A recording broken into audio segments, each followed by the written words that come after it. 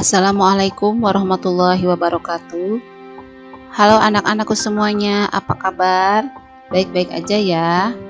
Anak-anakku semuanya, pada hari ini Ibu akan membahas materi baru, yaitu materi dari bab 2 ini, yaitu tentang koordinat kartesius. Lebih khususnya, yang pertama akan kita bahas yaitu tentang posisi titik terhadap sumbu X dan sumbu Y.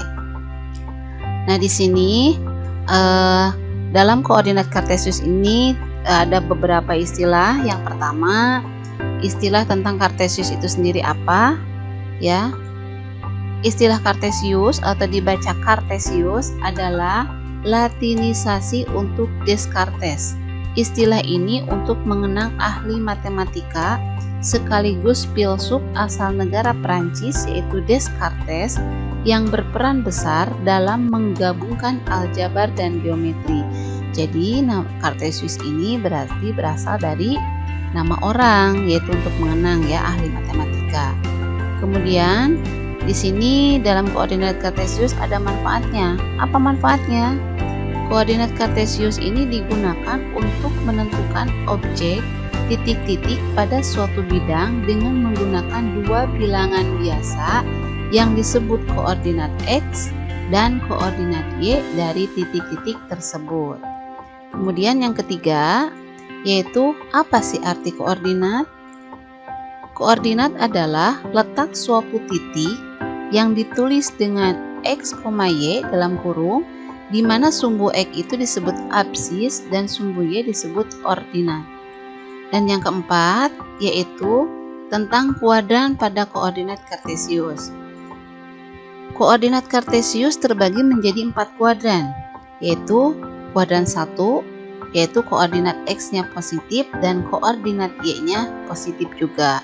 Kemudian kuadran 2, koordinat X-nya negatif dan koordinat Y-nya adalah positif. Kuadran 3, koordinat X-nya negatif dan koordinat Y-nya juga negatif. Dan yang terakhir kuadran 4, koordinat X-nya positif dan koordinat Y-nya adalah negatif. Nah, di sini lebih dijelaskan tentang kuadran ya. Ada sumbu X, ini sumbu X ya, kemudian ini sumbu Y yang tegak begini. Nah, tadi disampaikan bahwa dalam koordinat kartesius ini terbagi menjadi 4 kuadran. Nah, yang ini yang berada di sebelah kanan hadapan kita ini sebagai kuadran 1. Nah, kuadran 1 bagaimana tadi katanya? Koordinat sumbu X-nya positif. Ya, ini positif, di sini berada positif. Kemudian sumbu Y-nya juga positif. Ya. Maka kuadran 1 pasangan koordinatnya adalah X, Y. Nah, selanjutnya kuadran 2. Nah, ini. Kuadran 2 berada di sebelah kiri hadapan kita. Ya, di hadapan kita ini sebelah kiri. Nah, di sini bagaimana sumbu X-nya? Ya, sumbu X-nya atau koordinat X-nya dia bernilai negatif. Ya, bernilai negatif. Karena dia berada di sebelah kiri kita. Kemudian sumbu Y-nya ya, sumbu Y-nya dia bernilai positif. Ini positif. Sehingga pasangan koordinatnya menjadi negatif X, Y. Jadi nilai X-nya yang negatif ya. Kemudian kuadran 3. Kuadran 3 ini di bawahnya dari kuadran 2. Berada di sebelah kiri hadapan kita. Bagaimana nilai sumbu X-nya? Ini adalah negatif juga. Ya, ini nilai X-nya. Kemudian bagaimana dengan sumbu Y-nya? Dia ke bawah. Dia juga bernilai negatif. Sehingga pasangan koordinatnya menjadi negatif X, negatif Y. Jadi nanti angka-angkanya negatif semua di sini. Nah, kemudian kuadran 4. Kuadran 4 itu lihat sumbu X-nya berada di mana? Ini kuadran 4 di mana? Berada di hadapan sebelah kanan di hadapan kita di bawah dari kuadran 1 ya. Nah, ini nilai X-nya positif. Bernilai positif. Kemudian kalau Y-nya dia bernilai negatif ya.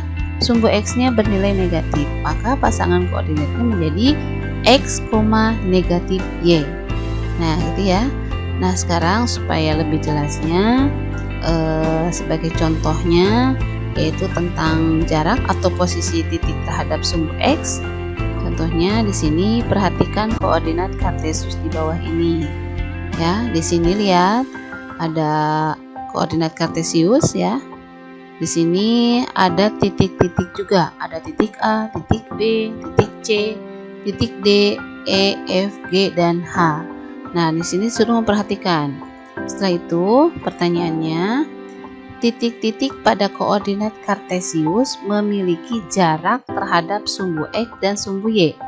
Ya, titik ini memiliki jarak terhadap sumbu X, ya ini sumbu X-nya, dan terhadap sumbu Y berarti ke sini, ya.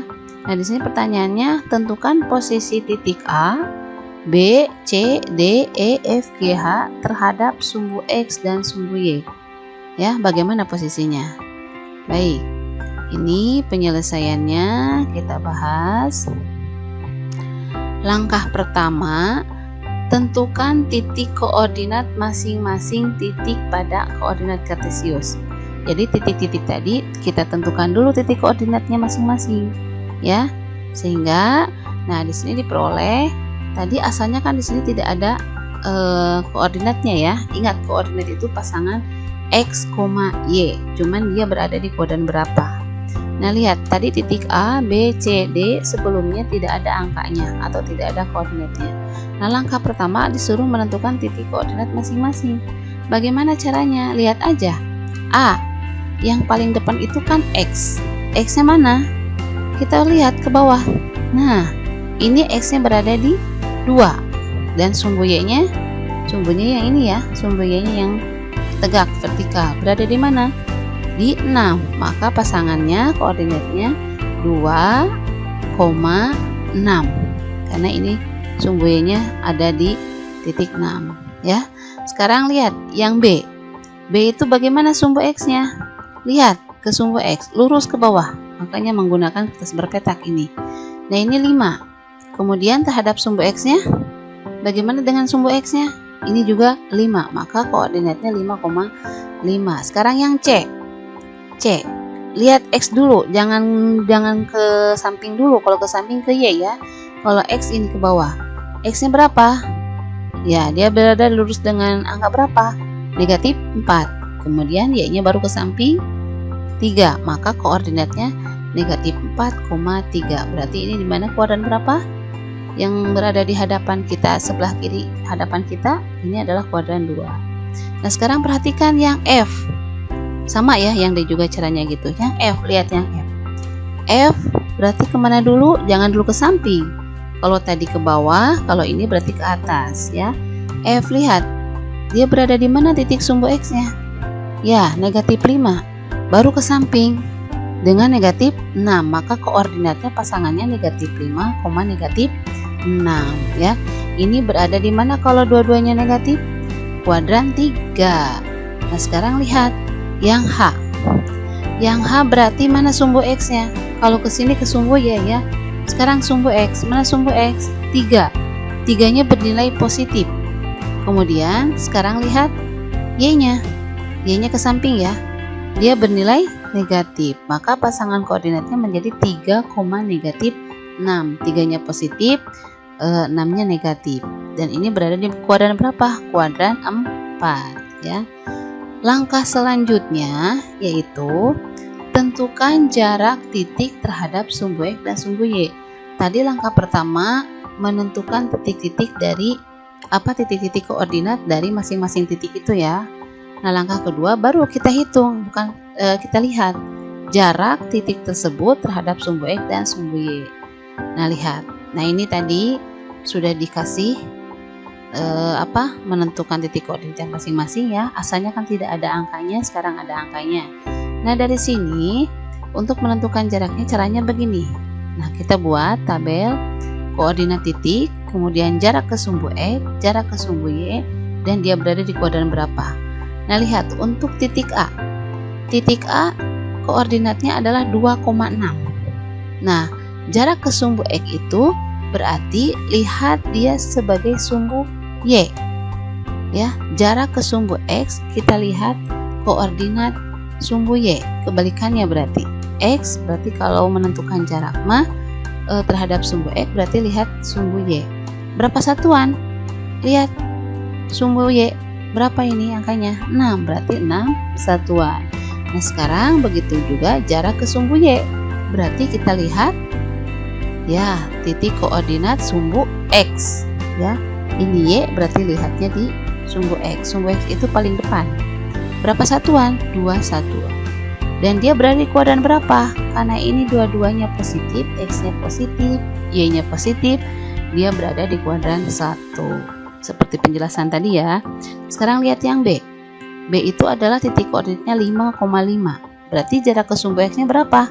Lihat yang paling belakang, sumbu Y. 5 satuan. Jarak ke sumbu Y berarti lihat yang paling depan, yaitu 5 satuan. Dia berada di kuadran berapa? Lihat. Ini dua-duanya positif, berarti di kuadran 1. Nah, sekarang kita lihat yang C. C itu berapa titik koordinatnya? Negatif 4,3. Ini ya, sudah dituliskan negatif 4,3. Sekarang jarak ke sumbu X, berarti lihat mana kata ibu? Lihat di sumbu Y paling belakang. Berapa satuan? 3 satuan. Dari mana? Kenapa 3? Kan tadi melangkahnya kemana? Jarak terhadap sumbu X, berarti menuju sumbu X, ke bawah kan? Ini kan sumbu X. Kalau yang ini sumbu Y, berarti ke bawah menuju sumbu X. Berapa langkah? Kita hitung aja. 1, 2, 3 sampai menyentuh sumbu X. 3 satuan, sama kan? Ya. Jadi caranya bisa dilihat dari titik koordinat yang paling belakang untuk menentukan jarak ke sumbu X, atau kalau lihat dari gambar tinggal hitung. Dari titik itu menuju sumbu X, ya. Sumbu X itu yang horizontal, ini yang tertidur horizontal. Ini sumbu Y vertikal. Jangan tertukar ya. Nah, sekarang jarak ke sumbu Y berarti lihat sumbu apa? Di titik koordinat sumbu X, ya. Sumbu X. Tapi jangan lupa kalau ada negatif tidak perlu dituliskan negatif 4 satuan. Negatif itu menandakan arah saja, ya. Berarti dia berada di sebelah kiri. Nah, jarak ke sumbu Y-nya berarti berapa? Lihat di sini. Koordinat sumbu X-nya. Kebalikan, ini Y berarti lihat sumbu X. Itu 4 satuan. Berada di kuadran mana? Kita lihat kembali.